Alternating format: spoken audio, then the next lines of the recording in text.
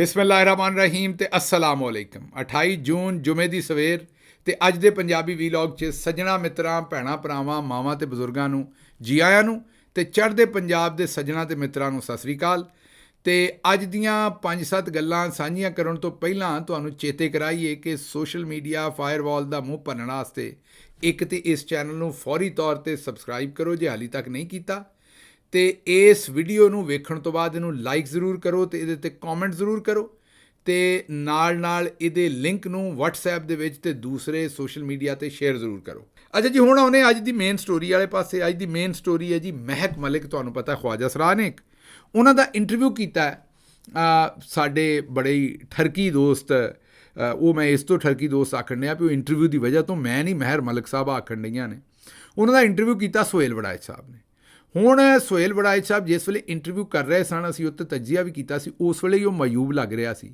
ਜਿਹੋ ਜਿਹੇ ਸਵਾਲ ਉਹ ਪੁੱਛ ਰਹੇ ਸਨ, ਮੈਂ ਜ਼ਰਾ ਥੋੜ੍ਹਾ ਜਿਹਾ ਮੁਹਤਾਤ ਰਹਾਂਗਾ ਕਿਉਂਕਿ ਇੱਥੇ ਮਾਵਾਂ ਭੈਣਾਂ ਵੀ ਇਹ ਵੀਲਾਗ ਵੇਖਦੀਆਂ ਨੇ, ਇਸ ਲਈ ਮੁਹਤਾਤ ਰਹਿ ਕੇ ਗੱਲ ਕਰਾਂਗੇ, ਲੇਕਿਨ ਕਰਨੀ ਜ਼ਰੂਰ ਹੈ ਕਿਉਂਕਿ ਅਗਰ ਕਿਸੇ ਬੰਦੇ ਦੇ ਕੰਨਾਂ 'ਤੇ ਵਾਲ ਵਧੇ ਹੋਣ ਤਾਂ ਕੱਟਣੇ ਚਾਹੀਦੇ ਨੇ ਨਾ, ਵਰਨਾ ਉਹ ਭੈੜੇ ਲੱਗਦੇ ਨੇ। ਇਸੇ ਤਰੀਕੇ ਨਾਲ ਅਗਰ ਅਸੀਂ ਅੱਜ ਜਾਣ ਦਿਆਂਗੇ ਇਹ ਗੱਲ ਕਹਿ ਕੇ ਵੀ ਮਾਯੂਬ ਹੈ, ਤਾਂ ਕੱਲ੍ਹ ਨੂੰ ਕੋਈ ਹੋਰ ਇਹੋ ਜਿਹਾ ਧੱਕਾ ਕਰੇਗਾ। ਅੱਜ ਮਹਿਕ ਮਲਿਕ ਨਾਲ ਕੀਤਾ, ਕੱਲ੍ਹ ਨੂੰ ਕਿਸੇ ਹੋਰ ਨਾਲ ਧੱਕਾ ਕਰੇਗਾ। ਜਦੋਂ ਉਹਨਾਂ ਕੋਲੋਂ ਸਵਾਲ ਪੁੱਛ ਰਹੇ ਸਨ, ਉਹ ਸਵਾਲ ਜਿਹੜੇ ਸਨ ਉਹ ਅੰਦਰ ਦੀਆਂ ਕੋਈ ਉਮੰਗਾਂ ਸਨ ਜਿਹੜੀਆਂ ਸੁਹੇਲ ਵੜਾਇਚ ਸਾਹਿਬ ਦੀਆਂ ਡੁੱਲ ਕੇ ਬਾਹਰ ਆ ਰਹੀਆਂ ਸਨ। ਉਹ ਕੋਈ, ਮੇਰਾ ਮਤਲਬ ਉਹਨਾਂ ਦੇ ਆਪਣੇ ਮਕਾਸਦ ਸਨ ਜਿਹੜੇ ਡੁੱਲ ਕੇ ਉਹਨਾਂ ਨੂੰ ਪੁੱਛ ਰਹੇ ਸਨ। ਅੱਛਾ ਆਪ ਬਤਾएं कि आपको मर्द किस तरह के पसंद हैं? तो उन्होंने कहा नहीं मेरी ये फील्ड नहीं है। महक मलिक साहबा ने कहा ट्रांसजेंडर ने, वो गाने गांदियां ने, नचदियां ने। उन्होंने कहा जी मेरी ये फील्ड नहीं है। सुहेल वड़ाइच साहब ने कहा नहीं ये तो तुहानूं दसना पैना, इंज नहीं मैं जान देना। उन्होंने कहा बताएं ना, याद है ना जुमला तुहानूं एक बारी सुना भी देने, जरा सुनो। मर्दों की खूबसूरती में क्या पसंद है? मूछें हो, सफेद रंग हो, लंबा कद हो, किस तरह के मर्द अच्छे लगते हैं? उफ खुदाया, हमें शर्म आती है। नहीं बताएं। मतलब कि ऐसा वो है नहीं ना, मेरी लाइन नहीं है। जस्ट हुस्न की देखो ना, मसलन मुझे गोरा रंग पसंद है, स्मार्ट नहीं, गोरे रंग, स्मार्ट हो, यंग हो, खूबसूरत हो तो अच्छा लग जाता है। फिर आप रोकती हैं अपने जज्बात को? हाँ मैं रोकती हूँ, जाहिर बात है, मैं इंसान हूँ, मेरे अंदर जज्बात हैं। जंग होती है और मैंने आपने देखा होगा, शायद ऊपर भी आप बैठे, मैंने अपने रूम में भी कैमरे लगवाए हुए हैं। क्यों ये लगवाए हुए हैं? कि अपने ऊपर निगरानी रखने के लिए? अपने ऊपर निगरानी रखने के लिए। इंसान की तन्हाई पाक होनी चाहिए। जिस इंसान की तन्हाई पाक है ना, तो उसको कोई नहीं हरा सकता। लेकिन जज्बात तंग तो करते होंगे। जाहिर बात है जज्बात तंग करते हैं, जंग होती है, उनके साथ लड़ती हूँ, झगड़ती हूँ कि इनका कोई हासिल नहीं है। अगर कुछ हासिल वसूल हो तो फिर तो इंसान आगे बढ़ता है, जब हासिल वसूल ही नहीं है तो फिर इंसान को अपने कदम पीछे रोक लेने चाहिए। सुन लिया जी, मतलब उन्होंने क्या है मेरी फील्ड नहीं, लेकिन सुहेल वड़ाइच साहब ने क्या बताएं ना। मतलब जिस तरह छोटा बच्चा अम्मी नूं नहीं आंदा कि मामा दे दे ना, तो वो ही गल सुहेल वड़ाइच साहब कर रहे थे कि बताएं ना। तो वो बहुत दूर तक निकल गए वो गल पुछण वास्ते। तो वो हुण महक मलिक साहबा ने एक इंटरव्यू दिता किसी होर नूं और उन्होंने उहदे विच सारी कहानी दस दित्ती है। वो तुहानूं मैं पहलां सुणवा दियां तो फिर तुसां आप फैसला कर लो कि ये सारा मामला जिहड़ा इह किवें होया और क्यों होया। इह जरा सुणो महक मलिक साहबा कहिंदियां की ने। किया था मेरे सेक्रेटरी के आपने ने ऐसे सवालात नहीं करने, फिर भी वो सीनियर है और दूसरा वो मेरे घर पर आए हुए थे और मैं अब दिल में सोचूं अब इनको मैं क्या कहूँ, सामने मेरे इन्होंने ये कारतूस खड़े किए हुए हैं और मैं इनको अब क्या इनको बोलूँ, कैमरे भी इनके हैं, सब कुछ इनका। तो मैं उनकी इज्जत में, रिस्पेक्ट में मैं अब खामोश। अब फिर मैंने उन्हीं की पहले तो मैंने उनको कहा कि ये मेरी लाइन नहीं है और सबको पता है ऐसा कुछ नहीं है, मेरी ये लाइन नहीं है। तो कितना मायूब भी लगता है। अब देखे ना, फैमिलीज देखती हैं, लोग देखते हैं, मुझे फैमिलियाँ देखती है, पूरी फैमिली बैठ के मेरे इंटरव्यूज, मेरे सॉन्ग्स देखती हैं। ऐसी बात उनको करनी नहीं चाहिए थी, उनको मना भी किया था, फिर वो मुझे छोड़े ही नहीं कि नहीं आप बताएं, नहीं बताएं। मैं कहूँ मेरी ये लाइन नहीं है, मेरे आप कैमरे देखे, मेरे आप रूम में बैठे हुए, ये सिटिंग एरिया, वो सामने बेडरूम है और बड़ा रूम है और मैंने एक रूम में अपने 2 कैमरे लगाए हुए ताकि पूरा रूम कवर हो और इसकी फुटेज जितनी है वो मेरे पास भी सेव हो रही है, मेरी फैमिली में भी जा रही है और मेरे पासवर्ड मुझे पता ही नहीं है, इनके पासवर्ड मेरी फैमिली को पता है, मेरे भाइयों को पता है, वो जब दिल करता है वो मुझे देख सकते हैं। तो मैंने कहा ये देखिए, मैंने अपनी निगरानी के लिए, इंसान की तन्हाई पाक होनी चाहिए, सारा कुछ मैंने, फिर भी वो उन्होंने वो चीजें काट दी, बस थोड़ी डाली और वो ये चीज पीछे लग गई जी नहीं बताएं। अच्छा चलो फिर उसके में चलिए वैसे बता दे, वैसे इंसान को होता है ये क्यों जानना चाह रहे थे? आपको क्या लगा क्यों जानना? पता नहीं उनको क्या तजस्सुस था, वो लोगों को मिसाला दिखाना चाह रहे थे, वो एक अलग चीज दिखाना चाह रहे थे कि उसमें उनको व्यूज आए ये वो ऐसे। तो फिर वो पीछे लगे रहे, फिर उन्हीं की मैंने बात पकड़ी। वो कह रहे अच्छा गोरे हो, मूछे वाले हो, स्मार्ट हो। मैंने कहा हाँ जी ऐसी ही खूबसूरत, जवान और स्मार्ट, ये वो ऐसे उनकी बात ही फिर मैंने कर दिया। तो आपको वो बात नहीं पसंद है? मुझे बिल्कुल पसंद नहीं आई। हाँ, ये बिल्कुल किसी की जो बात जातियात पे आप चले गए हो और एक इंसान कह भी रहा है कि मुझे ये चीजें, मेरी ये लाइन नहीं है, मैं इन साइडों पे नहीं हूँ, मैं अलग से रह रही हूँ, मेरी फैमिली मेरे साथ इतनी इन्वॉल्व है, मेरा बड़ा भाई और मेरे फैमिली मेरे साथ रहती आती जाती है जब दिल करता है, कोई मेरे साथ ऐसा कोई चक्कर नहीं है। और मेरी गाड़ी जो है वो मेरा भाई चलाता है, वो हर जगह मेरे साथ होता है, ऐसे मेरे मामलात नहीं है, लेकिन उन्होंने छोड़ा ही नहीं मुझे। ये ऐसा नहीं, ऐसा नहीं करना चाहिए। वो बड़े सीनियर आदमी हैं, बड़े सीनियर सहाफी हैं। बस मैंने भी इसलिए रिस्पेक्ट की, मेरे घर थे तो बस, लेकिन उनको ऐसा नहीं करना चाहिए। सुन लिया जी। हुण इहदे विच 2-3 गल्लां बड़ियां वाज़े हो गईयां।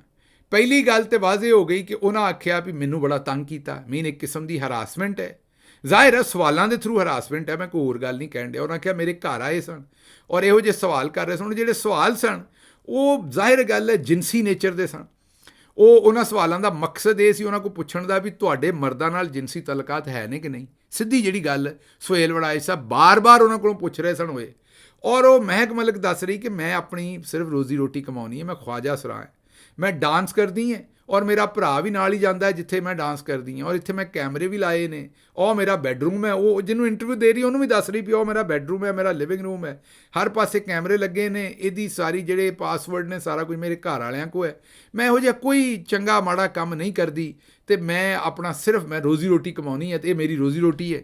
ਅਤੇ ਵੜੈਚ ਸਾਹਿਬ ਉਹਨਾਂ ਕੋਲ ਬਾਰ-ਬਾਰ ਪੁੱਛ ਰਹੇ ਸਨ ਕਿ ਨਹੀਂ, ਮੁੱਛੋਂ ਵਾਲਾ, ਗੋਰਾ, ਲੰਬਾ, ਕਿਸ ਤਰ੍ਹਾਂ ਦਾ ਮਰਦ ਤੁਹਾਨੂੰ ਪਸੰਦ ਹੈ।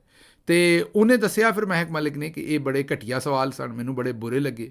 ਔਰ ਬਲਕਿ ਉਹਨਾਂ ਤੇ ਇੱਥੋਂ ਤੱਕ ਵੀ ਕਿਹਾ, ਇਸੇ ਇੰਟਰਵਿਊ 'ਚ ਉਹਨਾਂ ਨੇ ਇੱਥੋਂ ਤੱਕ ਵੀ ਕਿਹਾ ਕਿ ਮੈਨੂੰ ਖਵਾਤੀਨ ਨੇ ਔਰ ਦੂਜੇ ਖਵਾਜਾ ਸਰਾਵਾਂ ਨੇ ਇੱਥੋਂ ਤੱਕ ਕਿਹਾ ਵੀ ਤੂੰ ਚੁੱਕ ਕੇ ਸਿਰ ਦੇ ਵਿੱਚ ਇੱਟ ਕਿਉਂ ਨਹੀਂ ਮਾਰੀ ਜਦੋਂ ਤੇਰੇ ਕੋਲ ਇਹੋ ਜਿਹੇ ਸਵਾਲ ਪੁੱਛ ਰਹੇ ਸਨ। ਮਤਲਬ ਵਾਜ਼ੇ ਤੌਰ 'ਤੇ ਉਹਨਾਂ ਦੇ ਉੱਤੇ ਦੂਸਰੇ ਲਫ਼ਜ਼ਾਂ 'ਚ ਇਲਜ਼ਾਮ ਲਾ ਰਹੇ ਸਨ ਜਾਂ ਇਹ ਸੈਲਫ ਪਰਸੀਵ ਕਰ ਰਹੇ ਸਨ ਕਿ ਮਹਿਕ ਮਲਿਕ ਦੇ ਮਰਦਾਂ ਦੇ ਨਾਲ ਜਿਨਸੀ ਤਲਕਾਤ ਨੇ, ਤੇ ਦੱਸਣ ਨਹੀਂ ਰਹੀ ਮੈਨੂੰ ਵੀ ਕਿਹੋ ਜਿਹੇ ਮਰਦਾਂ ਨਾਲ ਨੇ, ਇਹ ਉਹ ਪੁੱਛਣਾ ਚਾਹੁੰਦੇ ਸਨ। ਅਤੇ ਇਹ ਉਹਨਾਂ ਦੇ ਇੰਟਰਵਿਊ ਦੀ ਸਾਰੀ ਕਹਾਣੀ ਸੀ। ਅਤੇ ਇਹ ਸਾਡੇ ਜਨਾਬ ਦਾਨਿਸ਼ਵਰ ਨੇ, ਅਤੇ ਇਹ ਨੈਸ਼ਨਲ TV ਹੈ, ਜ਼ਰਾ ਗੌਰ ਕਰੋ, Jio TV, ਅਤੇ ਪਾਕਿਸਤਾਨ ਦਾ ਸਭ ਤੋਂ ਵੱਡਾ TV, ਔਰ ਉਹਨਾਂ ਚਲਾ ਵੀ ਦਿੱਤਾ ਉਹ ਇੰਟਰਵਿਊ। ਔਰ ਮਹਿਕ ਮਲਿਕ ਸਾਹਿਬ ਆਉਂਦੀਆਂ ਨੇ, ਉਹ ਕੱਟ ਕੇ ਜਿਹੜੀ ਚੀਜ਼ ਦੇ ਵਿੱਚ ਮੈਂ ਅੱਗੋਂ ਉਹਨਾਂ ਦੀ ਮਿੰਨਤ ਤਰਲਾ ਕੀਤਾ ਵੀ ਇਹ ਨਾ ਪੁੱਛੋ ਮੇਰੇ ਕੋਲ ਸਵਾਲ, ਇਹ ਮੇਰੀ ਬੇਇੱਜ਼ਤੀ ਕਰਨ ਡਏ ਹੋ, ਤੁਸੀਂ ਮੇਰੀ ਇਨਸਲਟ ਕਰਨ ਡਏ ਹੋ, ਮੈਨੂੰ ਤੰਗ ਕਰਨ ਡਏ ਹੋ, ਇਸ ਪਾਸੇ ਨਾ ਆਓ, ਮਿਹਰਬਾਨੀ ਕਰੋ। ਲੇਕਿਨ ਉਹ ਮੁੜੇ ਨੇ। ਹੁਣ ਇਹਦੇ 'ਤੇ ਇਹ ਜਿਹੜੇ ਰਵੱਈਏ ਨੇ, ਮਤਲਬ ਕਿ ਹੁਣ ਖਵਾਜਾ ਸਰਾ ਮੀਨ ਉਹ ਗਰੀਬ ਕੀ ਜੋਰੂ ਸਭ ਕੀ ਭਾਬੀ, ਉਹ ਵਾਲੀ ਗੱਲ ਹੈ ਕਿ ਉਹ ਖਵਾਜਾ ਸਰਾ ਜਿਹੜਾ ਹੈ ਉਹਨੂੰ ਇੰਝ ਹੀ ਸਮਝਿਆ ਕਿ ਮੇਰਾ ਮਤਲਬ ਕੋਈ ਜਿਹੜਾ ਮਰਜ਼ੀ ਸਵਾਲ ਪੁੱਛ ਲਓ, ਉਹਦੀ ਤਾਂ ਕੋਈ ਇੱਜ਼ਤ ਹੀ ਨਹੀਂ, ਉਹਦੀ ਕੋਈ ਪ੍ਰਾਈਵੇਸੀ ਨਹੀਂ, ਉਹਦੀ ਕੋਈ ਇੱਜ਼ਤ ਨਹੀਂ। ਮੈਨੂੰ ਦੱਸੋ ਕਿ ਕੋਈ ਸੁਹੇਲ ਵੜਾਇਚ ਸਾਹਿਬ ਕੋਈ ਕਿਸੇ ਹੋਰ ਤੁਸੀਂ ਸਿਆਸਤਦਾਨ ਕੋਲੋਂ ਜਾ ਕੇ ਪੁੱਛ ਸਕਦੇ ਹੋ? ਕਿਸੇ ਅਗਰ ਤੁਸੀਂ ਸਿਆਸਤਦਾਨ ਖਾਤੂਨ ਦਾ ਇੰਟਰਵਿਊ ਲਵੋ, ਕਦੇ ਤੁਸੀਂ ਉਹਦੇ ਕੋਲੋਂ ਸਵਾਲ ਪੁੱਛਿਆ ਵੀ ਤੈਨੂੰ ਕਿਹੋ ਜਿਹੇ ਮਰਦ ਪਸੰਦ ਨੇ? ਉੱਚੇ, ਲੰਮੇ, ਛੋਟੇ, ਵੱਡੇ? ਕਿਸੇ PTI ਦੀ ਖਾਤੂਨ ਨੂੰ ਮੈਂ ਇਸ ਤੋਂ ਪਹਿਲਾਂ ਗੱਲ ਕੀਤੀ ਹੈ ਕਿ ਤੁਸੀਂ ਜਿਹੜਾ ਹੈ ਉਹ ਇਹ ਗੁੱਸਾ ਨਾ ਕਰ ਲਓ ਕਿ ਮੈਂ ਆਪਣੀ ਬਾਜੀ ਦੀ ਗੱਲ ਕੀਤੀ ਹੈ। ਮੈਂ ਪਹਿਲਾਂ ਕਹਿ ਦਿੰਦਾ ਕਿ ਕਿਸੇ PTI ਦੀ ਖਾਤੂਨ ਕੋਲੋਂ ਜਾਂ ਸਾਡੀ ਬਾਜੀ ਮਰੀਮ ਦੇ ਕੋਲੋਂ ਇਹੋ ਜਿਹੇ ਸਵਾਲ ਕਰ ਸਕਦੇ ਹੋ। ਭਾ ਸਫਦਰ ਦੇ ਨਾਲ ਰਿਲੇਟਡ ਵੀ ਇਹੋ ਜਿਹੇ ਸਵਾਲ ਤੁਸੀਂ ਕਰ ਸਕਦੇ ਹੋ? ਨਹੀਂ ਕਰ ਸਕਦੇ ਨਾ, ਤੁਹਾਨੂੰ ਇਸ ਗੱਲ ਦਾ ਪਤਾ ਵੀ ਨਹੀਂ ਕਰ ਸਕਦੇ। ਅਤੇ ਅਗਰ ਇੱਕ ਖਾਤੂਨ ਕੋਲੋਂ ਤੁਸੀਂ ਨਹੀਂ ਕਰ ਸਕਦੇ ਸਵਾਲ, ਜਾਂ ਇੱਕ ਮਰਦ ਕੋਲੋਂ ਨਹੀਂ ਸਵਾਲ ਕਰ ਸਕਦੇ, ਕਿਸੇ ਮਰਦ ਨੂੰ ਪੁੱਛ ਸਕਦੇ ਹੋ ਵੀ ਤੁਹਾਨੂੰ ਕਿਹੋ ਜਿਹੀ ਔਰਤ ਪਸੰਦ ਹੈ? ਫਿਰ ਉਹ ਔਰਤ ਦੇ ਖਵਾਸ, ਉਹਦੇ ਜਿਸਮਾਨੀ ਖਵਾਸ ਅਤੇ ਸਾਰੇ ਇਹੋ ਜਿਹੀ ਅਤੇ ਇੰਝ ਦਿਸਣ ਵਾਲੀ, ਅਤੇ ਮਤਲਬ ਮੈਂ ਕੀ ਕਵਾਂ, ਅਤੇ ਉਹ ਸਾਰੀਆਂ ਚੀਜ਼ਾਂ ਤੁਸੀਂ ਐਕਸਪਲੇਨ ਕਰ ਸਕਦੇ ਹੋ। ਜਿਵੇਂ ਤੁਸੀਂ ਮਹਿਕ ਮਲਿਕ ਨਾਲ ਕੀਤਾ ਵੀ ਮੁੱਛਾਂ ਵਾਲੇ ਅਤੇ ਮੁੱਛਾਂ ਤੋਂ ਬਗੈਰ, ਅਤੇ ਲੰਮੇ ਅਤੇ ਗੋਰੇ ਅਤੇ ਚਿੱਟੇ ਅਤੇ ਛੋਟੇ, ਇਹ ਤੁਸੀਂ ਭਾਈ ਜੀ ਅਮਰੀਕਾ 'ਚ ਹੁੰਦੇ ਅਤੇ ਖੁਸ਼ੀ ਪਏ ਅਤੇ ਤੁਹਾਡੇ 'ਤੇ ਕੇਸ ਹੋਇਆ ਹੁੰਦਾ ਹੁਣ ਤੱਕ। ਲੇਕਿਨ ਮੈਂ ਹੈਰਾਨ ਹੈ ਕਿ ਕਿਉਂਕਿ ਉਹ ਵਿਚਾਰੀ ਖਵਾਜਾ ਸਰਾ ਕਿਸੇ ਨੂੰ ਕੁਝ ਆਖ ਨਹੀਂ ਸਕਦੀ, ਉਹਨੂੰ ਇਹਨਾਂ ਨੇ ਬਸ ਪਬਲਿਕ ਪ੍ਰੋਪਰਟੀ ਸਮਝਿਆ ਵੀ ਪਬਲਿਕ ਪ੍ਰੋਪਰਟੀ ਦੇ ਵਿੱਚ ਵੀ ਥੋੜ੍ਹੇ ਜਿਹੇ ਅਦਬੋ ਅਦਾਬ ਹੁੰਦੇ ਨੇ, ਅਤੇ ਬੜਾ ਹੀ ਠਰਕੀ ਕਿਸਮ ਦਾ, ਬੜਾ ਹੀ ਥੱਕਿਆ ਕਿਸਮ ਦਾ, ਮਤਲਬ ਥੱਕਿਆ ਠਰਕੀ ਕਿਸਮ ਦਾ ਇੰਟਰਵਿਊ ਸੀ ਸੁਹੇਲ ਵੜਾਇਚ ਸਾਹਿਬ ਮਾਜ਼ਰਤ ਦੇ ਨਾਲ। ਇਹ ਤੁਹਾਨੂੰ ਨਹੀਂ ਸੀ ਕਰਨਾ ਚਾਹੀਦਾ। ਆਪਣੀ ਉਮਰ ਵੇਖੋ, ਆਪਣੀਆਂ ਅਦਾਵਾਂ ਵੇਖੋ। ਮੈਂ ਸਮਝਣਾ ਤੁਹਾਡੇ ਸ਼ੌਕ ਹੋਣਗੇ ਬੜੇ ਸਾਰੇ ਜ਼ਿੰਦਗੀ ਦੇ, ਮਤਲਬ ਸ਼ੌਕ ਦਾ ਮਤਲਬ ਮੇਰਾ ਹੈ ਕਿ ਇਹੋ ਜਿਹੀਆਂ ਗੱਲਾਂ ਪੁੱਛਣੀਆਂ ਚਾਹੁੰਦੇ ਹੋਵੋਗੇ, ਤੁਹਾਨੂੰ ਤਜੱਸਸ ਹੋਏਗਾ। ਮਤਲਬ ਫਿਰ ਉਹਨਾਂ ਨੂੰ ਇੰਟਰਵਿਊ 'ਚ ਪੁੱਛਦੇ ਨੇ ਕਿ ਤੁਸੀਂ ਕਿਹੜੇ ਵਾਲੇ ਖਵਾਜਾ ਸਰਾ ਹੋ, ਜ਼ਨਾਨਾ ਜਾਂ ਮਰਦਾਨਾ? ਮਤਲਬ ਮਾਜ਼ਰਤ ਨਾਲ ਉਹਨਾਂ ਦੇ ਸਪੇਅਰ ਪਾਰਟ ਵੀ ਪੁੱਛ ਰਹੇ ਨੇ, ਅਤੇ ਉਹ ਫਿਰ ਮਤਲਬ ਕੱਪੜੇ ਲਾ ਕੇ ਵਿਖਾਉਣ ਵਾਲੀ ਗੱਲ ਰਹਿ ਗਈ ਸੀ ਸੁਹੇਲ ਵੜਾਇਚ ਸਾਹਿਬ ਮਾਜ਼ਰਤ ਦੇ ਨਾਲ, ਜੋ ਜਿੱਥੋਂ ਤੱਕ ਤੁਸੀਂ ਅੱਪੜ ਗਏ ਹੋ। ਬਹਰਹਾਲ ਬੜਾ ਧੱਕਾ ਕੀਤਾ, ਬੜੀ ਜ਼ਿਆਦਤੀ ਕੀਤੀ ਇਹਨਾਂ ਮਹਿਕ ਮਲਿਕ ਦੇ ਨਾਲ। ਮੈਂ ਇਹਦੇ ਵਿੱਚ ਇਹ ਹੀ ਉਹਨਾਂ ਨੂੰ ਮਸ਼ਵਰਾ ਦਿਆਂਗਾ ਕਿ ਤੁਸੀਂ ਜਨਾਬ ਇਹ ਕੰਮ ਤੁਹਾਨੂੰ ਨਹੀਂ ਸੀ ਕਰਨਾ ਚਾਹੀਦਾ। ਅਤੇ ਹੁਣ ਆਉਣੇ ਜਨਾਬੇ ਵਾਲਾ ਅਗਲੀ ਖਬਰ ਵਾਲੇ ਪਾਸੇ। ਲੇਕਿਨ ਉਸ ਤੋਂ ਪਹਿਲਾਂ ਮੈਂ ਸਿਰਫ ਜਾਂਦਾ ਇਹ ਦੱਸ ਦਿੰਦਾ ਕਿ ਮੇਰਾ ਖਿਆਲ ਹੈ ਕਿ ਸੁਹੇਲ ਵੜਾਇਚ ਸਾਹਿਬ ਦਾ ਵੀ ਦਿਲ ਕਰਦਾ ਸੀ ਵੀ ਜੋ ਖਵਾਜਾ ਸਰਾਵਾਂ ਨੇ ਪੰਜਾਬ ਪੁਲਿਸ ਨਾਲ ਕੀਤਾ ਹੈ ਨਾ, ਕਿਉਂਕਿ ਸੁਹੇਲ ਵੜਾਇਚ ਸਾਹਿਬ ਵੀ ਤਾਂ ਮੀਡੀਆ ਦੀ ਪੰਜਾਬ ਪੁਲਿਸ ਹੀ ਨੇ ਨਾ, ਅਤੇ ਉਹਨਾਂ ਦਾ ਦਿਲ ਕਰਦਾ ਸੀ ਵੀ ਜੋ ਪੰਜਾਬ ਪੁਲਿਸ ਵਾਲਿਆਂ ਦੇ ਨਾਲ ਖਵਾਜਾ ਸਰਾਵਾਂ ਨੇ ਕੀਤਾ ਮੇਰੇ ਨਾਲ ਵੀ ਕਰੋ। ਕਈ ਵਾਰੀ ਬੰਦੇ ਦਾ ਦਿਲ ਕਰਦਾ, ਉਹਨੂੰ ਮੁਸ਼ਕਲ ਹੁੰਦੀ ਹੈ ਕਿ ਮੈਨੂੰ ਜਨਾਬ ਮੇਰੀ ਵੀ ਇੱਜ਼ਤ ਬਰਾਬਰ ਕਰੋ। ਪਰ ਮੈਂ ਹੈਰਾਨ ਹੈ ਅੱਜ ਤੱਕ ਏਡੇ ਮੁਦੱਬਰ ਆਦਮੀ ਨੇ ਵੀ ਕਿਹੜੇ ਕੰਮ ਨੂੰ ਪੈ ਗਏ। ਇੱਕ ਵਿਚਾਰੀ ਖਵਾਜਾ ਸਰਾ ਪਿਸਿਆ ਹੋਇਆ ਤਬਕਾ ਪਹਿਲੇ ਹੀ, ਨਾ ਉਹਨਾਂ ਦੇ ਹਕੂਕ ਪੂਰੇ ਦਿੰਨੇ ਅਸੀਂ, ਨਾ ਉਹਨਾਂ ਦਾ ਇਹਤਰਾਮ ਪੂਰਾ ਕਰਨੇ, ਨਾ ਉਹਨਾਂ ਨੂੰ ਜੀਣ ਦਿੰਨੇ ਮਾਸ਼ਰੇ ਦੇ ਵਿੱਚ। ਉਹ ਵਿਚਾਰੇ ਅਗਰ ਉਹਨਾਂ ਨੂੰ ਬਰਾਬਰੀ ਦੇ ਹਕੂਕ ਅਸੀਂ ਦੇਣ ਨਹੀਂ ਰਹੇ ਜਿਹੜੇ ਦੇਣੇ ਚਾਹੀਦੇ, ਉਹਨਾਂ ਦਾ ਹੱਕ ਹੈ। ਅਗਰ ਉਹ ਆਪਣੀ ਰੋਜ਼ੀ ਰੋਟੀ ਕਮਾਉਣ ਡਏ ਨੇ ਜਿਸ ਵੀ ਤਰੀਕੇ ਨਾਲ, ਨੱਚ ਕੇ ਗਾ ਕੇ, ਤੇ ਤੁਸੀਂ ਕਿਹੜੇ ਪਾਸੇ ਨੂੰ ਉਹਨਾਂ ਨਾਲ ਪੈ ਗਏ, ਉਹਨਾਂ ਦੇ ਕਿਹੜੇ ਸਪੇਅਰ ਪਾਰਟਾਂ ਤੋਂ ਲੈ ਕੇ ਤੇ ਉਹਨਾਂ ਦੇ ਜਿਨਸੀ ਸ਼ੌਕ ਨੇ ਕੀ ਨੇ, ਤੇ ਇਹ ਸਵਾਲ ਪੁੱਛੇ। ਮੈਨੂੰ ਇਹ ਦੱਸੋ ਕਿ ਅਗਰ ਉਹ ਇਹ ਜਵਾਬ ਦੇ ਦਿੰਦੀ ਮਹਿਰ ਮਾਲਿਕ, ਮੈਂ ਮਿਸਾਲ ਦਿੰਦਾ ਤੁਹਾਨੂੰ ਕਿ ਹਾਂ ਉਹਨੇ ਫਿਰ ਕਿਹਾ ਵੀ ਕਿ ਜਦੋਂ ਬਾਰ-ਬਾਰ ਸਵਾਲ ਪੁੱਛਦੇ ਸਨ ਤੇ ਫਿਰ ਮੈਂ ਕਿਹਾ ਆਹੋ ਜੀ ਜਿਹੋ ਜਿਹੇ ਤੁਸੀਂ ਕਹਿੰਦੇ ਉਹੀ ਪਸੰਦ ਨੇ, ਤੇ ਅਗਰ ਉਹ ਜਵਾਬ ਦੇ ਦਿੰਦੀ ਕਿ ਮੈਨੂੰ ਇਹੋ ਜਿਹਾ ਪਸੰਦ ਹੈ, ਤੇ ਅਗਲੇ ਦਿਨ ਮੁੱਛਾਂ ਵਾਲੇ 10 ਉਹਦੇ ਘਰ ਦੇ ਸਾਹਮਣੇ ਖਲੋਤੇ ਹੁੰਦੇ ਵੀ ਆ ਗਏ ਜੀ ਅਸੀਂ, ਸਾਡੇ ਨਾਲ ਤਲਕਾਤ ਕਾਇਮ ਕਰੋ, ਫਿਰ ਉਹ ਕੀ ਕਰਦੀ? ਤੁਹਾਨੂੰ ਸਾਦੀ ਫਿਰ ਫੋਨ ਕਰਕੇ ਵੀ ਮੈਨੂੰ ਬਚਾਓ ਇਹਨਾਂ ਕੋਲੋਂ। ਤੇ ਮੈਨੂੰ ਇਹ ਦੱਸੋ ਵੀ ਉਹਨਾਂ ਕੋਲੋਂ ਤਾਂ ਤੁਸੀਂ ਬਚਾ ਲੈਂਦੇ, ਤੇ ਤੁਹਾਡੇ ਕੋਲੋਂ ਉਹਨੂੰ ਕੌਣ ਬਚਾਉਂਦਾ? ਤੇ ਇਸ ਵਾਸਤੇ ਮਿਹਰਬਾਨੀ ਕਰੋ, ਤੁਸੀਂ ਦਾਨਿਸ਼ਵਰ ਹੋ, ਤੁਹਾਡੇ ਵੱਲ ਲੋਕ ਵੇਖਦੇ ਨੇ, ਸਿੱਖਦੇ ਨੇ, ਕੁਝ ਥੋੜ੍ਹਾ ਜਿਹਾ ਖਿਆਲ ਕਰੋ। ਠੀਕ ਹੈ ਤੁਸੀਂ ਦੂਸਰੇ ਪਾਸੇ ਅੱਗੇ ਨਿਕਲ ਗਏ ਹੋ ਕਿ PTI ਦਾ ਵੋਟਰ ਸਹਿਮਿਆ ਤੇ ਇਹਨੂੰ ਹੋਰ ਦਬਾਓ ਤੇ ਹੋਰ ਤੁੰਨੋ, ਤੇ ਉੱਧਰੋਂ ਅਜ਼ਮਾ ਬੁਖਾਰੀ ਆਂਦੀ ਆਫਤ ਜੀ ਹੋਰ ਤੁੰਨੋ। ਉਹ ਠੀਕ ਹੈ, ਉਹ ਗੱਲਾਂ ਸਮਝ ਆਉਂਦੀਆਂ ਨੇ ਤੁਹਾਡੀਆਂ ਵੀ ਉਹ ਤਾਂ ਸਿਆਸੀ ਹੱਦ ਹੈ ਕਿ ਚਲੋ ਅਸੀਂ ਕੋਈ ਨਾ ਕੋਈ ਮਾੜੇ ਚੰਗੇ ਤੁਹਾਡੇ ਨਾਲ ਪੂਰੇ ਆਵਾਂਗੇ, ਪਰ ਇਹ ਖਵਾਜਾ ਸਰਾਹ ਦੇ ਪਿੱਛੇ ਪੈ ਗਏ ਹੋ। ਐਨੀਵੇਜ਼ ਅਗਲੀ ਖਬਰ ਜੀ, ਦੂਸਰੀ ਖਬਰ ਜਿਹੜੀ ਹੈ ਉਹ ਤੁਹਾਡੇ ਸਾਹਮਣੇ ਅਸੀਂ ਰੱਖਣੀ ਹੈ, ਔਰ ਉਹ ਖਬਰ ਹੈ ਜਨਾਬੇ ਵਾਲਾ ਇੱਕ ਐਡਵੋਕੇਟ ਜਨਰਲ ਸਾਹਿਬ ਦੇ ਬਾਰੇ ਖਬਰ ਹੈ ਪੰਜਾਬ ਦੀ। ਤੁਹਾਨੂੰ ਪਤਾ ਹੈ ਕਿ ਨੂਨ ਲੀਗ ਦੇ ਇੱਕ ਬੜੇ ਹੀ ਕਰੀਬੀ, ਉਹ ਉਹਨਾਂ ਦੇ ਘਰ ਦੇ ਬੰਦੇ ਹੀ ਸਮਝੋ ਇਸ ਵੇਲੇ, ਉਹਨਾਂ ਦੇ ਹਰ ਦਿਲ ਅਜ਼ੀਜ਼ ਨੂਨ ਲੀਗ ਦੇ ਇੱਕ ਵਕੀਲ ਨੇ ਮੀਆਂ ਦਾਊਦ ਸਾਹਿਬ। ਹਰ ਭੈੜੇ ਚੰਗੇ ਕੰਮ ਵਾਸਤੇ ਉਹਨਾਂ ਨੂੰ ਹੀ ਵਰਤਿਆ ਜਾਂਦਾ ਹੈ। ਮਸਲਨ ਕਿ ਵਜ਼ੀਰਾਬਾਦ ਜਿਸ ਵੇਲੇ ਇਮਰਾਨ ਖਾਨ ਦੇ ਉੱਤੇ ਕਾਤਲਾਨਾ ਹਮਲਾ ਹੋਇਆ ਸੀ, ਤੇ ਉੱਥੇ ਵੀ ਵਕੀਲ ਦੇ ਜਿਹੜੇ ਫਰਾਇਜ਼ ਸਨ ਉਹ ਮੀਆਂ ਦਾਊਦ ਸਾਹਿਬ ਨੇ ਅੰਜਾਮ ਦਿੱਤੇ ਸਨ। ਜਿਹੜੇ ਜੱਜ ਨੂੰ ਸਟੈਬਲਿਸ਼ਮੈਂਟ ਨੇ ਜਾਂ ਨੂਨ ਲੀਗ ਨੇ ਗੰਦਿਆਂ ਕਰਨਾ ਹੋਵੇ ਜਾਂ ਅੱਗੋਂ ਹਟਾਉਣਾ ਹੋਵੇ, ਉਹ ਮਜ਼ਾਰ ਅਲੀ ਅਕਬਰ ਨਕਵੀ ਸਾਹਿਬ ਹੋਣ ਜਾਂ ਕੋਈ ਹੋਰ, ਉਹਨਾਂ ਦੇ ਉੱਤੇ ਜਿਹੜਾ ਰੈਫਰੈਂਸ ਹੈ ਉਹ ਵੀ ਮੀਆਂ ਦਾਊਦ ਸਾਹਿਬ ਹੀ ਫਾਈਲ ਕਰਦੇ ਨੇ। ਮੀਨ ਹਰ ਉਲਟਾ ਸਿੱਧਾ ਮਾੜਾ ਚੰਗਾ ਭੈੜਾ ਚੰਗਾ ਕੰਮ ਜਿਹੜਾ ਉਹ ਮੀਆਂ ਦਾਊਦ ਸਾਹਿਬ ਕੋਲੋਂ ਹੀ ਕਰਵਾਇਆ ਜਾਂਦਾ ਹੈ। ਤੇ ਹੁਣ ਹੈਰਾਨੀ ਦੀ ਗੱਲ ਹੈ ਕਿ ਮੀਆਂ ਦਾਊਦ ਸਾਹਿਬ ਨੇ ਇੱਕ ਟਵੀਟ ਠੋਕਿਆ।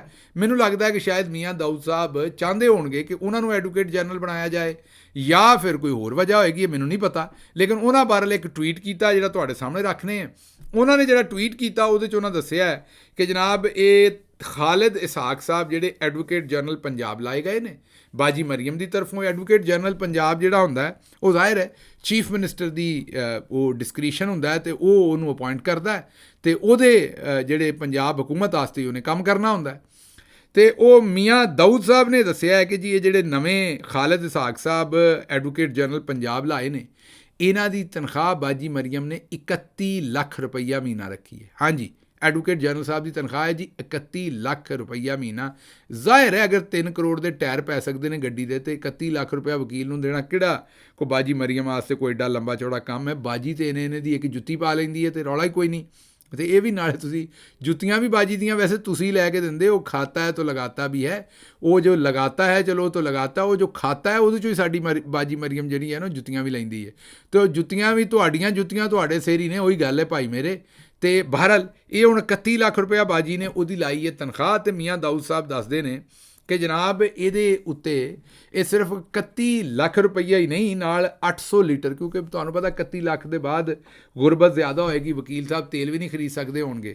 ਤੇ ਉਹਨਾਂ ਨਾਲ 800 ਲੀਟਰ ਪੈਟਰੋਲ ਵੀ ਰੱਖਿਆ, 2 ਗੱਡੀਆਂ, ਤੇ ਮੋਬਾਈਲ ਫੋਨ 'ਚ ਵੀ ਕਾਰਡ ਸ਼ਾਰਡ ਪਾਉਣਾ ਹੁੰਦਾ ਤੁਹਾਨੂੰ ਪਤਾ ਹੈ, ਤੇ ਬੰਦਾ ਮਾੜਾ ਹੋਵੇ ਤੇ ਕਿੱਥੋਂ ਮੋਬਾਈਲ ਦੇ ਵਿੱਚ ਚਾਰਜ ਕਰਦਾ।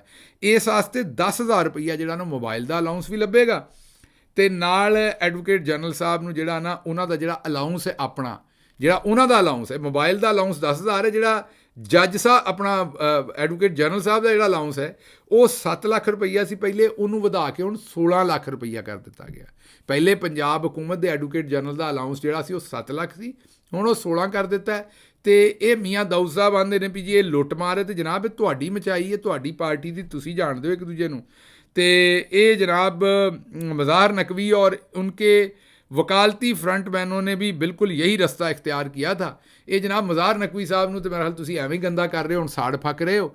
ਅਸਲ ਤੇ ਤੁਹਾਡੇ ਜਿਹੜੇ ਪੁਰਖ ਨੇ ਪੰਜਾਬ ਦੇ ਵਿੱਚ ਪਹਿਲਾਂ ਵੀ ਇਹੀ ਹਰਕਤਾਂ ਕਰਦੇ ਰਹੇ ਨੇ, ਤੇ ਹੁਣ ਵੀ ਇਹ ਅਦਰੀਸ ਸਾਹਿਬ ਦੀ ਸਟੋਰੀ ਸੀ ਅਸਲ ਦੇ ਵਿੱਚ। ਤੇ ਮੇਰਾ ਖਿਆਲ ਨਿਊ TV ਤੇ ਵੀ ਆ ਚੁੱਕੀ ਹੈ, ਇਹ ਉਹਨਾਂ ਦੀ ਸਟੋਰੀ ਸੀ ਅਸਲ ਦੇ ਵਿੱਚ, ਲੇਕਿਨ ਮੀਆਂ ਦਾਊਦ ਸਾਹਿਬ ਨੇ ਉਹਨੂੰ ਜਿਹੜਾ ਹੈ ਉਹ ਟਵੀਟ ਕੀਤਾ। ਅੱਛਾ ਜੀ, ਹੁਣ ਅਗਲੀ ਖਬਰ ਦੀ ਤਰਫ ਚੱਲਦੇ ਜੀ। ਜਿਹੜੀ ਤੀਸਰੀ ਖਬਰ ਹੈ ਉਹ ਖਬਰ ਹੈ ਜੀ ਆਸਫਾ ਭੁੱਟੋ ਜ਼ਰਦਾਰੀ ਸਾਹਿਬਾ। ਉਹਨਾਂ ਨੇ, ਭੈਣ ਸਾਡੀ ਹੈ, ਬੇਟੀ ਹੈ ਸਾਡੀ, ਭੈਣ ਹੈ, ਉਹਨਾਂ ਨੇ ਇਲੈਕਸ਼ਨ ਜਿਹੜਾ ਬਿਲਾ ਮੁਕਾਬਲਾ ਜਿੱਤਿਆ। ਔਰ ਉਹ ਜਿੱਤਿਆ ਕਿਵੇਂ ਉਹ ਮੈਂ ਤੁਹਾਨੂੰ ਦੱਸਣਾ। ਉਹਨਾਂ ਨੇ ਬਿਲਾ ਮੁਕਾਬਲਾ ਇਲੈਕਸ਼ਨ ਇਸ ਤਰ੍ਹਾਂ ਜਿੱਤਿਆ ਕਿ ਜਿਹੜਾ ਪਾਕਿਸਤਾਨ ਤਹਿਰੀਕ ਇਨਸਾਫ ਦਾ ਉੱਥੇ ਕੈਂਡੀਡੇਟ ਸੀ ਉਹਨੂੰ ਅਗਵਾ ਕਰਵਾਇਆ ਜ਼ਰਦਾਰੀ ਸਾਹਿਬ ਨੇ ਆਪਣੀ ਬੇਟੀ ਵਾਸਤੇ, ਕਿਉਂਕਿ ਪਹਿਲੀ ਵਾਰੀ ਉਹਨੇ ਇਲੈਕਸ਼ਨ ਲੜਨਾ ਸੀ।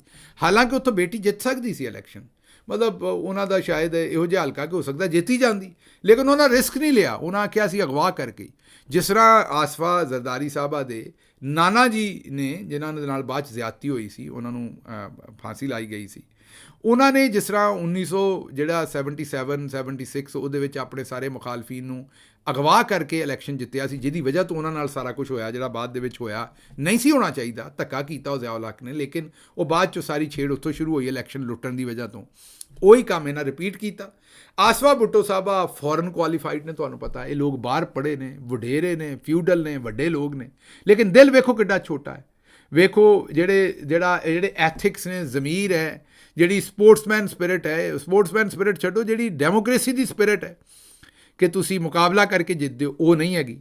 PTI ਦੇ ਮੁਖਾਲਫ ਉਮੀਦਵਾਰ ਨੂੰ ਅਗਵਾ ਕੀਤਾ, ਉਹਦਾ ਜਾਲੀ ਸਰਟੀਫਿਕੇਟ ਬਣਾਇਆ ਕਿ ਉਹ ਬਹਿ ਗਿਆ ਸਾਡੇ ਸਾਹਮਣੇ, ਮੀਨ ਵਿਡਰਾ ਕਰ ਗਿਆ, ਤੇ ਉੱਥੋਂ ਬਿਲਾ ਮੁਕਾਬਲਾ ਜਿੱਤ ਕੇ ਆ ਗਏ। ਲੇਕਿਨ ਜਿੱਤ ਕੇ ਆਉਣ ਤੋਂ ਬਾਅਦ ਵੇਖ ਲਓ ਕਿ ਸਾਡੀ ਬੱਚੀ ਨੂੰ, ਸਾਡੀ ਭੈਣ ਨੂੰ ਇੰਨਾ ਖਿਆਲ ਨਹੀਂ ਵੀ ਹੁਣ ਚੁੱਪ ਕਰਕੇ ਬੈਠੀ ਰਵਾਂ, ਮੈਂ ਕਿਹੜਾ ਕੋਈ ਝੰਡੇ ਕੱਢ ਕੇ ਗੋਲਡ ਮੈਡਲ ਲੈ ਕੇ ਜਿੱਤ ਕੇ ਆਈ ਹੈ। ਉਹਨਾਂ ਜਨਾਬ ਬਿਲਕੁਲ ਪੂਰੀ ਨਕਲ ਕੀਤੀ ਮੁਹਤਰਮਾ ਬੇਨਜ਼ੀਰ ਭੁੱਟੋ ਸਾਹਿਬ ਵਰਗੀ, ਉਸੇ ਤਰੀਕੇ ਨਾਲ ਉੱਤੇ ਦੁਪੱਟਾ ਸ਼ਾਲ ਲੈ ਕੇ ਬੱਚੀ ਸਾਡੀ ਉਸੇ ਹੀ ਪ੍ਰੋਨਾਂਸੀਏਸ਼ਨ ਦੇ ਵਿੱਚ ਉਹਨਾਂ ਨੇ ਗੱਲਬਾਤ ਕੀਤੀ। ਇੰਝ ਹੀ ਲੱਗਾ ਵੀ ਕੋਈ ਅੰਗਰੇਜ਼ਾਂ ਦੀ ਬੱਚੀ ਬੋਲਣ ਡਈ ਹੈ, ਸਾਡੀ ਬੱਚੀ ਤੇ ਕੋਈ ਨਹੀਂ, ਇਹ ਮੇਰੀ ਨਿੱਕੀ ਭੈਣ ਨਹੀਂ, ਕਿਸੇ ਅੰਗਰੇਜ਼ ਦੀ ਨਿੱਕੀ ਭੈਣ ਹੈ। ਅਤੇ ਉਹ ਹੀ ਟੁੱਟੀ ਭੱਜੀ ਉਰਦੂ ਦੇ ਵਿੱਚ, ਪਰ ਬਿਲਾਵਲ ਤੋਂ ਫਿਰ ਵੀ ਚੰਗੀ ਸੀ ਉਰਦੂ। ਲੇਕਿਨ ਸਾਡੇ ਲੋਕ ਜਿਹੜੇ ਨੇ ਨਾ, ਸਾਡੇ ਲੋਕਾਂ ਦੇ ਵਿੱਚ ਇੱਕ ਗੁਲਾਮੀ ਦਾ ਬੜਾ ਜ਼ਿਆਦਾ ਇੱਕ ਮਸਲਾ ਹੈ। ਜਿਹੜਾ ਮਾੜੇ ਦਾ ਬੱਚਾ ਹੋਵੇ ਨਾ, ਉਹ ਕਿਤੇ ਬੈਠਾ ਵਿਚਾਰੇ ਨੂੰ, ਕੋਈ ਛੋਟੇ ਬੱਚੇ ਨੂੰ ਕੋਈ ਕਾਹਲੀ ਆ ਜਾਏ, ਤੇ ਉਹ ਮੇਰਾ ਮਤਲਬ ਕਿਸੇ ਕੰਧ ਦੇ ਨਾਲ ਬੈਠਾ ਹੋਵੇ, ਤੇ ਉਹਨੂੰ ਪਿੱਛੋਂ ਵੱਟਾ ਮਾਰ ਕੇ ਆਉਂਦੇ ਨੇ, ਉੱਠ ਕੁੱਤੇ ਦਿਆ ਪੁੱਤਰਾ, ਤੂੰ ਇੱਥੇ ਕਿਸੇ ਗੰਦ ਪਾਉਣ ਡਿਆ। ਅਤੇ ਜੇ ਤਗੜੇ ਦਾ ਬੱਚਾ ਬੈਠਾ ਹੋਵੇ ਤੇ ਉਹਨੂੰ ਪੁੱਛਦੇ ਨੇ ਪੁੱਤਰ ਕੀ ਗੇ ਹੋ ਰਹੇ ਨੇ। ਅਤੇ ਇਹ ਸਾਡੇ ਲੋਕਾਂ ਦਾ ਇੱਕ ਅਲੱਗ ਹੀ ਮਜ਼ਾਜ ਹੈ ਕਿ ਜਿਹੜਾ ਤਗੜਾ ਹੈ, ਤਗੜੇ ਦੇ 37ਵੀਂ 100 ਨੇ, ਤਗੜੇ ਦੇ ਜਿਹੜੇ ਬੱਚੇ ਨੇ ਨਾ, ਉਹਨਾਂ ਦੇ ਨਾਲ ਵੀ ਇੱਕ ਅਜੀਬ ਹੀ ਕਿਸਮ ਦੀ ਜਿਹੜੀ ਹੈ ਨਾ, ਉਹ ਇਹਨਾਂ ਨੇ ਆਪਣੀ ਇੱਕ ਡਿਵੈਲਪ ਕੀਤਾ ਹੋਇਆ ਹੈ, ਆਪਣਾ ਇੱਕ ਕਨੈਕਸ਼ਨ। ਉਹਨਾਂ ਨੇ ਹੁਣ ਜਨਾਬ ਆਸਫਾ ਜ਼ਰਦਾਰੀ ਸਾਹਿਬਾਂ ਨੂੰ ਦੇਖ ਕੇ ਕਹਿਣਾ, ਦੇਖੋ ਜੀ ਬੇਨਜ਼ੀਰ ਦੀ ਕਾਪੀ ਕਿਆ ਖੂਬਸੂਰਤ ਬੋਲਦੀ ਹੈ, ਕਿਆ ਖੂਬਸੂਰਤ। ਇਹ ਨਹੀਂ ਵੇਖਣਾ ਵੀ ਇਹ ਬੱਚੀ ਕਰਕੇ ਕੀ ਆਈ ਹੈ, ਇਹ ਬੱਚੀ ਇਲੈਕਸ਼ਨ ਜਿੱਤ ਕੇ ਕਿਸ ਤਰ੍ਹਾਂ ਆਈ, ਇਹ ਨਹੀਂ ਦੇਖਣਾ, ਉਹਨੂੰ ਤਨਕੀਦ ਨਹੀਂ ਕਰਨੀ, ਇਹ ਨਹੀਂ ਆਖਣਾ ਵੀ ਇਹਨਾਂ ਬੱਚਿਆਂ ਨੂੰ ਉਰਦੂ ਵੀ ਨਹੀਂ ਆਉਂਦੀ। ਇਹਨਾਂ ਦੀ ਮਾਂ ਪਾਕਿਸਤਾਨੀ ਸੀ, ਇਹਨਾਂ ਦਾ ਬਾਪ ਪਾਕਿਸਤਾਨੀ ਹੈ। ਉਧਰ ਵੇਖੋ ਰਾਹੁਲ ਗਾਂਧੀ, ਉਹਦੀ ਮਾਂ ਜਿਹੜੀ ਹੈ ਉਹ ਇੰਡੀਅਨ ਨਹੀਂ ਹੈ, ਇਟਾਲੀਅਨ ਹੈ। ਉਹ ਕਿੱਡੀ ਜ਼ਬਰਦਸਤ ਹਿੰਦੀ ਬੋਲਦਾ ਹੈ, ਕਿਉਂਕਿ ਉਹ ਉੱਥੇ ਸਿਆਸਤ ਕਰਨਾ ਚਾਹੁੰਦਾ ਹੈ। ਅਤੇ ਸਾਡੇ ਜਿਹੜੀ ਕਿਸਮਤ 'ਚ ਕਾਠੇ ਅੰਗਰੇਜ਼ ਪਾਏ ਨੇ ਇਹਨਾਂ ਨੇ, ਉਰਦੂ ਵੀ ਟੁੱਟੀ ਭੱਜੀ ਬੋਲਦੇ ਨੇ। ਅਤੇ ਬਹਰਹਾਲ ਉਹ ਜਨਾਬ ਬੇਨਜ਼ੀਰ ਵਰਜ਼ਨ 2 ਲਾਂਚ ਕੀਤਾ ਗਿਆ ਜੀ, ਉਹ ਵੀ ਚੋਰੀ ਦੀ ਸੀਟ ਦੇ ਉੱਤੇ, ਅਤੇ ਇਹ ਤੁਹਾਡੇ ਸਾਹਮਣੇ ਰੱਖਣਾ ਸੀ ਆਸਫਾ ਜ਼ਰਦਾਰੀ ਸਾਹਿਬਾਂ ਨੇ ਜਿਹੜਾ ਕੰਮ ਕੀਤਾ। ਅੱਛਾ ਜੀ, ਅਗਲੀ ਖਬਰ ਤਾਲੀਮ ਦੀ ਕਮੀ ਅਤੇ ਸ਼ਾਹਿਦ ਅਫਰੀਦੀ ਸਾਹਿਬ ਦੇ ਬਾਰੇ ਸਾਰਿਆਂ ਨੂੰ ਪਤਾ ਹੈ ਵੀ ਰੱਜ ਕੇ ਨਲਾਇਕ ਹੈ, ਪੜ੍ਹਿਆ ਲਿਖਿਆ ਕੋਈ ਨਹੀਂ, ਬਸ ਮਾੜੇ ਹੀ ਹਾਲਾਤ ਨੇ। ਅਤੇ ਉਹ ਤੁਹਾਨੂੰ ਚੇਤੇ ਕਰੋ ਵੀ ਇੱਕ ਇੰਟਰਵਿਊ 'ਚ ਇਹਨਾਂ ਕੋਲੋਂ ਕਿਸੇ ਨੇ ਪੁੱਛ ਲਿਆ ਸੀ ਵੀ LBW ਕੀ ਹੁੰਦਾ ਹੈ ਕ੍ਰਿਕਟ ਦੇ ਵਿੱਚ। ਉਹ ਜਦੋਂ ਖੇਡਦੇ ਨੇ ਲੱਤ 'ਤੇ ਗੇਂਦ ਵੱਜਦੀ, ਪਿੰਡਾਂ ਵਾਲਿਆਂ ਵਾਸਤੇ ਦੱਸਣ ਡਿਆ ਵੀ ਬੱਲੇ ਦੀ ਜਗ੍ਹਾ 'ਤੇ ਲੱਤ 'ਤੇ ਵੱਜਦੇ, ਅਤੇ ਲੱਤ ਜੇ ਵਿਕਟਾਂ ਦੇ ਅੱਗੇ ਹੋਵੇ ਅਤੇ ਗੇਂਦ ਵਿਕਟਾਂ ਜਾ ਰਹੀ ਹੋਵੇ, ਅਤੇ ਉਹ ਜਨਾਬ ਉਹ LBW, ਮੇਰਾ ਖਿਆਲ, ਮੈਂ ਤਾਂ ਕ੍ਰਿਕਟਰ ਨਹੀਂ, ਲੇਕਿਨ ਮੇਰਾ ਖਿਆਲ ਉਹਨੂੰ ਲੈਗ ਬਿਫੋਰ ਵਿਕਟ ਕਹਿੰਦੇ ਨੇ, ਵੀ ਵਿਕਟਾਂ ਦੇ ਸਾਹਮਣੇ ਲੱਤ ਆ ਗਈ। ਅਤੇ ਇਹ ਭਾਈ ਹੁਣੀ ਕ੍ਰਿਕਟ ਖੇਡ ਕੇ ਰਿਟਾਇਰ ਹੋ ਚੁੱਕੇ, ਅਤੇ ਉਦੋਂ ਪੁੱਛਿਆ ਵੀ LBW ਕੀ ਹੁੰਦਾ। ਇਸ ਪਕਾਨੇ ਦਾ ਹਾਲ ਵੇਖੋ, ਇਸ ਪਕਾਨੇ ਦਾ ਹਾਲ ਇਹ ਹੈ ਵੀ ਪੂਰੀ ਜ਼ਿੰਦਗੀ ਕ੍ਰਿਕਟ ਖੇਡੀ, ਆਪਣੇ ਆਪ ਨੂੰ ਪਤਾ ਨਹੀਂ ਕੀ ਕੁਝ ਆਖਦਾ ਅਤੇ ਕੀ ਕੁਝ ਕੀਤਾ, ਅਤੇ ਕਿੰਨੇ ਦੌਰੇ ਕੀਤੇ ਅਤੇ ਕਿੱਥੇ, ਅਤੇ ਬੋਲਿੰਗ ਵੀ ਕੀਤੀ ਸਾਰੀ ਉਮਰ। LBW ਦੀਆਂ ਅਪੀਲਾਂ ਵੀ ਕੀਤੀਆਂ, ਅਤੇ ਆਪ ਵੀ LBW ਬੜੀ ਵਾਰੀ ਹੋਇਆ। ਅਤੇ ਉਹਨਾਂ ਪੁੱਛਿਆ LBW ਕੀ ਹੁੰਦਾ, ਅਤੇ ਉਹ ਜਵਾਨ ਨੂੰ ਨਹੀਂ ਸੀ ਪਤਾ, ਐਡੀ ਕੀ ਤਾਲੀਮ ਹੈ। ਉਸ ਤੋਂ ਬਾਅਦ ਉੱਥੇ ਗਿਆ ਜਨਾਬੇ ਵਾਲਾ ਸੱਜਣ ਸਾਡਾ, ਤੁਹਾਨੂੰ ਪਤਾ ਹੈ UK, ਅਤੇ ਉੱਥੇ ਜਨਾਬ ਉਹ ਜਿਹੜਾ ਇੱਕ ਹੋ ਰਿਹਾ ਸੀ ਯਹੂਦੀਆਂ ਦਾ ਜਿਹੜਾ ਮੁਲਕ ਹੈ, ਉਹਦੀ ਮੈਂ ਗੱਲ ਕਰਨ ਡਿਆ, ਉਹਦਾ ਜਿਹੜਾ ਪ੍ਰੋਟੈਸਟ ਹੋ ਰਿਹਾ ਸੀ, ਉਹਦੇ ਜਾ ਵੜਿਆ, ਅਤੇ ਉੱਥੇ ਤਸਵੀਰਾਂ ਖਿਚਵਾਈਆਂ। ਬਾਅਦ 'ਚ ਉਹਨਾਂ ਤਸਵੀਰ ਲਾਤੀ, ਅਤੇ ਫਿਰ ਮੁੱਕਰ ਗਿਆ ਵੀ ਨਹੀਂ ਜੀ ਮੈਂ ਤਾਂ ਉੱਥੇ ਨਹੀਂ ਸੀ ਗਿਆ, ਮੈਨੂੰ ਤਾਂ ਪਤਾ ਹੀ ਨਹੀਂ ਸੀ, ਮੈਂ ਤਾਂ ਉਹਨਾਂ ਨੂੰ ਆਪਣੇ ਫੈਨ ਸਮਝਿਆ। ਤਾਂ ਜਿਹੜੇ ਪੋਸਟਰ ਨੇ ਪਿੱਛੇ ਵੀ ਉਹ ਕੌਣ ਨੇ ਅਤੇ ਕਿਹੜਾ ਪ੍ਰੋਟੈਸਟ ਕਰਨ ਡਏ ਨੇ, ਮੇਰਾ ਹਾਲ ਅੰਗਰੇਜ਼ੀ 'ਚ ਸਾਨੂੰ ਉਹ ਵੀ ਨਹੀਂ ਪੜ੍ਹੇ ਗਏ ਫਿਰ। ਅਤੇ ਇਹ ਹੁਣ ਤੁਸੀਂ ਆਖੋ ਵੀ ਉਹਨਾਂ ਦੀ ਤਾਲੀਮ 'ਤੇ ਮੈਂ ਕਿਉਂ ਆ ਗਿਆ, ਮੈਂ ਉਹਨਾਂ ਦਾ ਬਿਆਨ ਦੱਸਣ ਲੱਗਾ ਤੁਹਾਨੂੰ ਜਨਾਬ, ਇਸ ਤੋਂ ਆ ਗਿਆ। ਸ਼ਾਹਿਦ ਅਫਰੀਦੀ ਸਾਹਿਬ ਨੇ ਕਿਹਾ ਕਿ ਸੋਸ਼ਲ ਮੀਡੀਆ ਦਾ ਜਿਹੜਾ ਇਸਤੇਮਾਲ ਹੈ ਨਾ, ਉਹਦੇ ਲਈ ਤਾਲੀਮ ਦਾ ਹੋਣਾ ਬੜਾ ਜ਼ਰੂਰੀ ਹੈ। ਉਹਨਾਂ ਕ੍ਰਿਟੀਸਾਈਜ਼ ਕੀਤਾ ਹੈ ਪਾਕਿਸਤਾਨੀ ਕੌਮ 'ਤੇ। ਇਹ ਜਿਵੇਂ ਤੁਹਾਨੂੰ ਪਤਾ ਹੈ ਕਿ ਚੌਧਰੀ ਸਾਹਿਬ ਨੂੰ ਵੀ ਬੜਾ ਮਸਲਾ ਹੈ ਕਿ ਜਨਾਬੇ ਵਾਲਾ ਹੈ ਸੋਸ਼ਲ ਮੀਡੀਆ ਜਿਹੜਾ ਹੈ ਇਹ ਸ਼ੈਤਾਨੀ ਕੰਮ ਹੈ, ਅਤੇ ਇਹ ਡਿਜੀਟਲ ਦਹਿਸ਼ਤਗਰਦ ਨੇ, ਅਤੇ ਇਹ ਜਨਾਬੇ ਵਾਲਾ ਇਹਨਾਂ ਨੂੰ ਤਮੀਜ਼ ਨਹੀਂ, ਅਤੇ ਗਾਲਾਂ ਦਿੰਦੇ ਨੇ, ਅਤੇ ਇਹ ਕਰਦੇ ਨੇ ਅਤੇ ਉਹ ਕਰਦੇ ਨੇ। ਉਹੀ ਗੱਲ ਉਹਨਾਂ ਨੂਨ ਲੀਗ ਵਾਲੇ ਵੀ ਆਉਂਦੇ ਨੇ ਉਹੀ, ਕਿਉਂਕਿ ਇਹ ਵੀ ਅੰਦਰੋਂ ਪਟਵਾਰੀ ਨੇ ਭਾਈ ਹੁਣੀ, ਉਹਨਾਂ ਨੇ ਉਹੀ ਗੱਲ ਵਧਾਈ ਅੱਗੇ ਕਿ ਇਹ ਸੋਸ਼ਲ ਮੀਡੀਆ ਪਾਕਿਸਤਾਨ ਦੇ ਵਿੱਚ ਜਾਹਿਲਾਂ ਦੇ ਹੱਥ ਆ ਗਿਆ। ਇਹ ਉਹਨਾਂ ਕਹਿਣ ਦੀ ਕੋਸ਼ਿਸ਼ ਕੀਤੀ ਹੈ ਸੋਸ਼ਲ ਮੀਡੀਆ ਵਾਸਤੇ ਤਾਲੀਮ ਦੀ ਬੜੀ ਜ਼ਰੂਰਤ ਹੈ ਤੇ ਵਾਈਫਾਈ ਉਹਨਾਂ ਇਲਾਕਿਆਂ 'ਚ ਵੀ ਪਹੁੰਚ ਗਿਆ ਜਿੱਥੇ ਤਾਲੀਮ ਨਹੀਂ ਹੈ। ਉਹ ਭਾਈ ਮੇਰਿਆ LBW ਵੀ ਉੱਥੇ ਪਹੁੰਚ ਗਿਆ ਜਿੱਥੇ ਤਾਲੀਮ ਨਹੀਂ ਹੈ। ਤੇਰੇ ਤੋਂ ਵੱਡਾ ਜਾਹਿਲ ਮੇਰੀ ਜਾਨ ਕਿਹੜਾ ਹੈ? ਤੇ ਜੋ ਤੂੰ ਵੀ ਜਾਹਿਲੀਅਤ ਤੇ ਗੱਲ ਕਰਨਾ ਤਾਲੀਮ ਤੇ ਨਾ ਕਰਿਆ ਕਰ ਇੰਜ, ਨਾ ਮੇਰਾ ਵੀਰ ਇੰਜ ਨਾ ਕਰਿਆ ਕਰ। ਅੱਛਾ ਜੀ, ਹਨੀਫ ਅਬਾਸੀ ਸਾਹਿਬ ਨਵਾਂ ਕੰਮ ਕੀਤਾ ਉਹਨਾਂ ਨੇ, ਉਹ ਤਾਂ ਲੰਮੀ ਗੱਲ ਹੈ ਖੈਰ ਕਿ ਉਹ ਤੁਹਾਨੂੰ ਪਤਾ ਜਿਹੜੀ ਅਮਰੀਕਾ 'ਚ ਜਿਹੜੀ ਕਾਂਗਰਸ ਦੇ ਵਿੱਚ ਕਰਾਰਦਾਦ ਪਾਸ ਹੋਈ ਉਹਦੇ ਤੋਂ ਬੜੀ ਅੱਗ ਲੱਗੀ ਹੈ ਪਾਕਿਸਤਾਨ 'ਚ, ਉਹਦੇ ਬਾਰੇ ਇੰਟਰਵਿਊ ਹੋ ਰਿਹਾ ਸੀ ਤੇ ਉਹਨਾਂ ਨੇ ਇਹ ਕੀਤਾ ਕਿ ਉਹਨਾਂ ਨੇ ਕਾਸ਼ਿਫ ਅਬਾਸੀ ਸਾਹਿਬ ਨੂੰ ਕਿਹਾ ਵੀ ਤੁਹਾਨੂੰ ਨਹੀਂ ਪਤਾ ਇਹ ਕੰਮ ਕਿਸ ਤਰ੍ਹਾਂ ਚੱਲਦਾ, ਤੁਹਾਨੂੰ ਨਹੀਂ ਪਤਾ, ਤੁਸੀਂ ਅਜੇ ਛੋਟੇ ਹੋ। ਉਹਨਾਂ ਅੱਗੋਂ ਚੰਗਾ ਕੜਵਾਂ ਜਵਾਬ ਦਿੱਤਾ, ਉਹਨਾਂ ਕਿਹਾ ਆਓ ਤੁਸੀਂ ਤਾਂ ਡਾਇਨਾਸੌਰਸ ਨਾਲ ਗੁੱਲੀ ਡੰਡਾ ਖੇਡਦੇ ਰਹੇ ਹੋ। ठंडे दिलो दिमाग से अभी आपकी उम्र उतनी नहीं हुई जितनी मेरी हो चुकी है। मैंने तो डायनासोर्स के साथ गुल्ली डंडा खेलते रहे ना, मसला ये है मैं उस उम्र तक तो नहीं पहुंच सकता ना यार। ਮਤਲਬ ਜਵਾਬ ਚੰਗਾ ਸੀ। ਵੈਸੇ ਅਗਰ ਵੇਖੋ ਤੁਸੀਂ ਥੋੜ੍ਹੀ ਜਿਹੀ ਗਲਤੀ ਕਰ ਗਏ ਹੋ, ਤੁਸੀਂ ਅਗਰ ਗੌਰ ਨਾਲ ਵੇਖੋ ਤਾਂ ਮੈਨੂੰ ਤਾਂ ਲੱਗਦਾ ਵੀ ਡਾਇਨਾਸੌਰਸ ਤੋਂ ਹੀ ਬੰਦੇ ਬਣੇ ਨੇ, ਮਤਲਬ ਡਾਇਨਾਸੌਰਸ ਨੇ ਰੂਪ ਧਾਰਿਆ। ਅਗਰ ਹਨੀਫ ਅਬਾਸੀ ਸਾਹਿਬ ਨੂੰ ਗੌਰ ਨਾਲ ਵੇਖੋ ਤਾਂ ਭਾਈ ਉਹਨਾਂ ਦਾ ਮੱਥਾ ਡਾਇਨਾਸੌਰਸ ਵਰਗਾ ਹੀ ਹੈ। ਡਾਇਨਾਸੌਰਸ ਦੇ ਨਾਲ ਗੁੱਲੀ ਡੰਡਾ ਨਹੀਂ ਖੇਡਦੇ ਰਹੇ, ਬਲਕਿ ਉਹਦੇ ਕੋਈ ਕਜ਼ਨ ਸ਼ਜ਼ਨ ਹੀ ਨੇ। ਬਾਅਦ ਦੇ ਵਿੱਚ ਇਹਨਾਂ ਨੇ ਉਹਦਾ ਜਿਹੜਾ ਨਾ ਉਹ ਰੂਪ ਜਿਹੜਾ ਉਹ ਬਾਅਦ 'ਚ ਚੇਂਜ ਕੀਤਾ। ਲਓ ਜੀ, ਮੈਨੂੰ ਦਿਓ ਇਜਾਜ਼ਤ ਤੇ ਰੱਬ ਰਾਖਾ।